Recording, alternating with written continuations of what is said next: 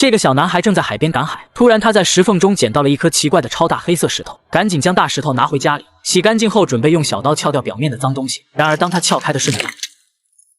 惊讶地发现石蛋的表面竟呈现出五彩斑斓的颜色。为了搞清楚这个到底是什么东西，男孩继续用小刀撬开剩下的附着物，随着脏东西一点点被扒下来，看着通体发蓝的神秘物体，男孩整个人都惊住了。就在他盯着神秘石蛋发呆时，突然男孩听到妈妈叫他吃晚饭，男孩赶紧丢下小刀朝外跑去。然而诡异的是，当男孩走后，神秘石蛋居然在这时动了起来，还发出阵阵轰轰隆隆的水声。然而当男孩吃完晚饭回到仓库之后，惊讶地发现自己白天放在桌子上的神秘石蛋竟然不见了。不敢置信的男孩缓缓走上前寻找，突然就在这时旁边传来一阵诡异的脚步。男孩这时才发现地板上破裂的石蛋，看到满地破碎的蛋壳，男孩这才明白肯定有什么可怕的东西孵化了出来。很快男孩就发现了地板上有一条未知生物爬行过的痕迹。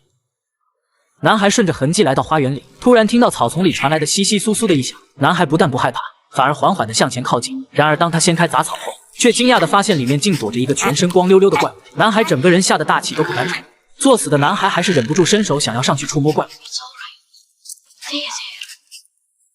然而下一秒，